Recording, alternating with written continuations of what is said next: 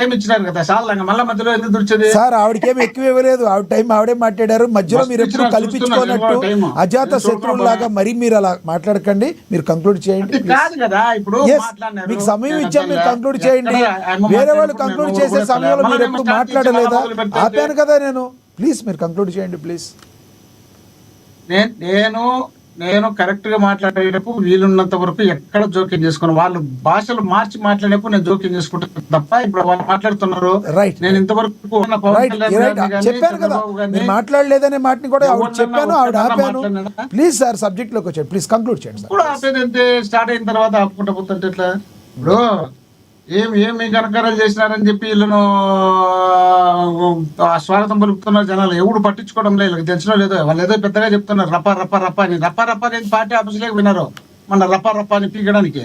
పీకితే దొరకలా బండ్లు కొట్టించినారు. అంటే వీళ్ళు ప్రజలకు ఇబ్బంది పెడుతున్నారు కాబట్టి, వీళ్ళు సమాజాన్ని ఇబ్బంది గురి చేస్తున్నారు కాబట్టి, వీళ్ళు సనాతన ధర్మం పేరుతో సర్వనాశనం చేస్తున్నారు కాబట్టి, ఈ నాశనాన్ని భరించలేనటువంటి వాళ్ళు ఉప్పొంగిపోయి కోపం ఆఫీసులకు దూరి కొడతారు. రేపు జనంలోకి వచ్చి కొడతారని భయపడి డిస్కషన్ చేసుకోవడానికి వినాడు. అయ్యా మనం బయటకు వచ్చి తన్నట్టుకుంటారు జనాలు, ఏంది మన పరిస్థితి ఇట్టుంది, మనం చేసే పనులు ఏమి, మన తప్పేంది, మన ఉప్పేంది అని తెలుసుకొని డిస్కషన్ చేసుకోవడానికి వినారు. నెంబర్ 1. నెంబర్ 2, చంద్రబాబు నాయుడు గారు ముఖ్యమంత్రిగా ఉన్నప్పుడే 1996లో ఆల్మట్టి డ్యామ్, కేవలం అది ఆల్మట్టి డ్యామ్ కాదు, దానికి ఆల్మట్టి ఆనకట్ట అనే దాని పేరు మీద 17 టీఎంసీలు దానికి ఉండేటివి. 17 టీఎంసీలు కేటాయింపు ఉండేది, నీటి కేటాయింపు. అలాంటి దాంట్లో చంద్రబాబు నాయుడు గారు ముఖ్యమంత్రి అయిన తర్వాత వాళ్ళు ఆల్మట్టి డ్యామ్ పెంచి 129 టీఎంసీలు చేసినారు 1996లో. ఇప్పుడు మళ్ళీ ఆయన ముఖ్యమంత్రి అయిన తర్వాత ఈరోజు పెంచి 229 టీఎంసీలు పెంచుతున్నారంటే మీరు కేంద్రంలో అధికారం ఉన్నారు, రాష్ట్రంలో అధికారం ఉన్నారు. కేంద్రం రాష్ట్రం అంతా మీ చేతిలో ఉంది. దాన్ని నిలబెట్టుకోలేని పరిస్థితిలో మీరు ఉండడమే కాకుండా పోలవరం ప్రాజెక్టు మీరు ముఖ్యమంత్రి అయిన తర్వాత రెండోసారి ఇప్పుడు హైట్ తగ్గించి పెడితే ఆడ ఒప్పుకొని ఇచ్చినారు. కేంద్రంలో మా వాళ్ళు ఢిల్లీలో పార్లమెంట్ లో కొట్లాడారు. ఎందుకు మీరు ఎట్లా తగ్గించారు, ఈ రోజు ఎట్లా తగ్గిస్తున్నారు? ఆ రోజు మేము ఇదే శాంక్షన్ అయింది, ఇదే హైట్తోనే వచ్చినాం కదా, మీరు ఎందుకు తగ్గించారని ఆడగొట్లాడారు. దీని గురించి మాట్లాడి ఏదో గన్ను పట్టుకున్నట్ట, పిసికలు కాల్చినట్ట, బొమ్మలు కొట్టుకున్నట్ట, ఏదో ఘనకారాలు చేసినట్ట, పంచాయతీ రాజులో నిధులు ఇచ్చినట్ట, ఊళ్ళన్నీ రోడ్లమ్మడి అసహించుకున్నారు. పెద్ద పొడిచామని చెప్పినారు. ఎక్కడ చూసిన రోడ్లు అసహ్యంగా ఉన్నాయి. వీళ్ళు రోడ్లతోనే రాజకీయం చేసినారు, రోడ్ల మీదనే అధికారంలోకి వచ్చినారు, రోడ్లన్నీ పాడు చేసి పెట్టారు. వీళ్ళు వచ్చిన తర్వాత ఒక్కటి చేసిన సందర్భం లేదు. వస్తానే 2000 కోట్ల కార్యకర్తలు కానీ పనిచేసుకొని తినేసినారు. తిన్న తర్వాత అవన్నీ మళ్ళీ వెళ్ళిపోయిన తర్వాత ఇప్పుడు మళ్ళీ రోడ్లుగానే అయిపోయినాయి. మళ్ళీ ఇది ఏదో జగన్మోహన్ రెడ్డి గారి మీద దొబ్బడానికి రేపు అధికారం వచ్చిన తర్వాత చెప్పుకోవడానికి పనికి వస్తుందనే ఉద్దేశంలో భాగంగా చేస్తున్నారని జనం చీకొడుతున్నారు. దాన్ని కూడా దృష్టిలో పెట్టుకోకుండా మనం మాట్లాడితే ఎట్లా? అసెంబ్లీ జగన్మోహన్ రెడ్డి గారు మీరే చెప్తున్నారు, లక్ష్మణ గారు ఏదో ప్రతిపక్షం ఇచ్చేనేమని. ప్రతిపక్షం కాదు మేము అడిగింది, సమయం ఇవ్వండి అన్నాం. ప్రతిపక్షం ఇవ్వనప్పుడు సమయం ఇమ్మన్నాం.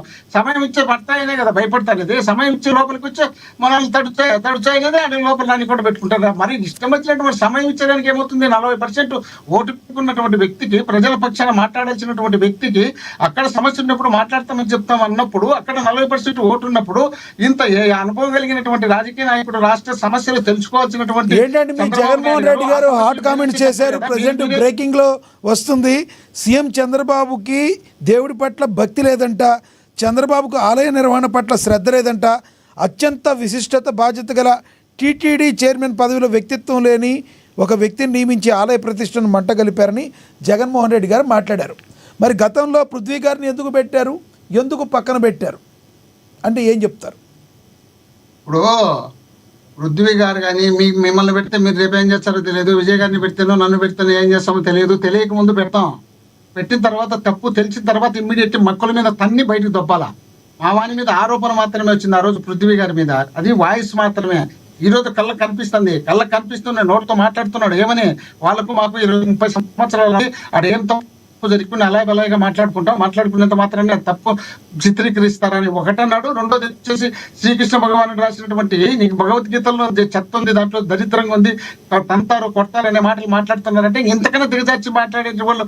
అసలు తిరుమల తిరుపతి దేవస్థానం పవిత్రమైన దేవస్థానం, 140 కోట్ల ఆంధ్రులకు దేశానికి సంబంధించినటువంటి పవిత్రమైనటువంటి వెంకటేశ్వర స్వామిని, అలాంటి స్వామిని కూడా నువ్వు అపవిత్ర పాలు చేసుకుంటా పోతా, నీ ఇష్టం వచ్చినట్టు నేనే మాట్లాడతాను, అదే కరెక్ట్, నేను చేసిందే కరెక్ట్ అని చెప్పుకుంటా పోతా. ఆయన మేము మళ్ళీ సపోర్ట్ చేసుకుంటూ వచ్చాం, ఆయన ఇంకా అంతకన్నా మంచోళ్ళు లేడు దేశంలో అని చెప్పుకుంటూ వచ్చామని చంద్రబాబు నాయుడు గారు అంటే, చంద్రబాబు నాయుడు గారిని ఏమంటారు ఇప్పుడు? మీ అంతటి మీరు అనిందే కదా, మేము అనింది కదా. ఇప్పుడు మీరు షాంపులు పంపించినారు ముఖ్యమంత్రి అయిన తర్వాత, మీరు పంపించిన షాంపుల్లోనే అక్కడ వచ్చింది ఈ తేడా. ఆ తేడా వచ్చిన తర్వాత మళ్ళీ దాన్ని పట్టుకొని మీరే ప్రచారం చేసుకుంటూ వచ్చినారు. మీరు రైట్. ఇప్పుడు జగన్ గారు చేసిన కామెంట్స్ 100% కరెక్ట్ అంటారు మీరు, అంతే కదా? 100% జగన్మోహన్ రెడ్డి గారు మాట్లాడేటప్పుడు ఏది కూడా ఆచితూచి మాట్లాడుతున్నారు.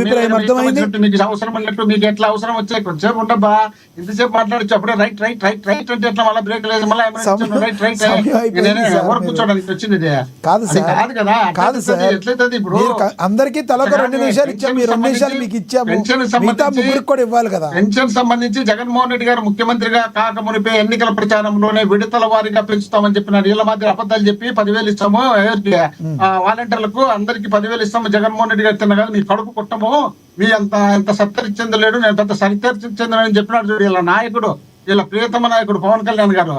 వాళ్ళ 2,50,000 మంది కడుపు కొట్టి వాళ్ళ ఉసురు కొట్టుకొని ఈ రోజు లేనిపోని అఘాయిత్యాలన్నీ జరుగుతున్నాయి రాష్ట్రంలో.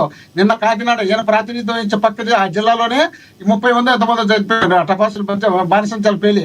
మీరు చేసే పనికిమాలి మాటలకు పనికిమాలి చేష్టలకు దేవుడు ఎక్కడ చూసినా మీకు ఏదో విధమైనటువంటి అరిష్టాలు పెట్టి రాష్ట్రంలో అక్కడక్కడక్కడక్కడ ఎక్కడ ఏది జరిగినా అరిష్టాల వలనే జరుగుద్ది అంటారు. జగన్మోహన్ రెడ్డి గారు ఏం చేశారని జననేత వైఎస్ఆర్ గారు అలా జరిగిందని వాళ్ళు ప్రశ్నిస్తే మీరేం చేస్తారు? కాబట్టి ఎక్కడో టపాకాయలు జరిగిన దాన్ని, టపాకాయలు పేలిపోయిన దానికి పవన్ కళ్యాణ్ గారికి సంబంధం ఏముంది? చెప్పండి సార్. పుట్టినవాడు గిట్టక తప్పదు కదా, మీకు తెలుసు కదా, మరెందుకు ఈ మాటలు? ఆర్య హలో హలో హలో చెప్పండి, చెప్పేదేనబ్బా. 30 మంది పక్కలో చనిపోతే దాన్ని నువ్వు చూసుకోవాల్సిన బాధ్యత లేదా? అవును సార్, ప్రభుత్వం అది యాక్సిడెంట్ గా అయింది, దాన్ని చూసింది, దానికి సంబంధించి ప్రధానమంత్రి గారు కూడా రియాక్ట్ అయ్యారు. చెప్పినట్టు నేను వినేదానికి లేను కానీ సార్, మీరే చెప్పారు ఒక మాట, పుట్టినవాడు గిట్టగా తప్పదని. యాక్సిడెంట్ అయిన దాన్ని పవన్ కళ్యాణ్ గారి మీదకి ఎలా దోస్తారు? రాజశేఖర రెడ్డి గారిని పోల్చారు కానీ మీరు చేసిన వాళ్ళు చేసిన పనికి వాళ్ళ పనులు రాజశేఖర రెడ్డి గారిని పోల్చారా? చంద్రబాబు నాయుడు గారు ఆయన కూడా ఇప్పుడు అనకాపల్లిలో జరిగింది ఒకసారి బ్లాస్ట్ జరిగినప్పుడు అక్కడ హోమ్ మినిస్టర్ గా ఉన్నటువంటి వ్యక్తి పోయి చూసినారు. అది 2 సార్లు జరిగింది. తర్వాత ఇక్కడ రాష్ట్రంలో ఎక్కడెక్కడ దానికి పర్మిషన్ యాక్సిడెంటల్ గా జరిగే వేరు, దాన్ని రాజకీయ కోణంలో చూడొద్దని చెప్తున్నా. నా ఉద్దేశం మీకు అర్థమై ఉన్నట్లేదు. యాక్సిడెంట్లు గా జరిగిన విషయాన్ని యాక్సిడెంట్లు గానే చూడాలి. వైఎస్ఆర్ టార్గెట్ పెట్టుకొని కాదు సార్, వైఎస్ఆర్ గారిది ఒక యాక్సిడెంట్, అది యాక్సిడెంట్ గా చూడాలి. అలాగే విధంగా ఇప్పుడు ఏదైతే సూర్య టపాసుకు సంబంధించింది ఒక యాక్సిడెంట్ గా చూడాలి, దాన్ని యాక్సిడెంట్ గా చూడాలి. కానీ జగన్మోహన్ రెడ్డి గారు ఏదో తప్పు చేశారు అందుకని వాళ్ళ నాన్నగారు చచ్చిపోయారు, పవన్ కళ్యాణ్ గారు ఏదో తప్పు చేశారు అందుకని అక్కడ యాక్సిడెంట్ జరిగింది అంటామా? అర్థపాతం ఉండాలి కదా. తమ్ముడు చనిపోతే తప్పు సార్, అదే సార్, అలాంటి మాట్లాడకూడదు కదా. ఇంత పెద్దలు మీరు విఘ్నులు. చనిపోతే బాధ్యత బాధ్యత లేని మాటలు మాట్లాడితే ఎట్లా గారు? బాధ్యత లేని మాటలు బాధ్యత తీసుకుందో లేదో ప్రభుత్వం అదే అడగండి మీరు, అంతేగాని వ్యక్తిత్వానికి మీరు వ్యక్తిగతంగా మీరు మాట్లాడినట్టు మీరు ఏదో కవర్ చేయడానికి ఇష్టం వచ్చినట్టు ప్రయత్నం చేసుకుని నాకేం అభ్యంతరం లేదు. మీరు ఎన్ని కవర్ చేసినా నేను మాట్లాడాల్సిన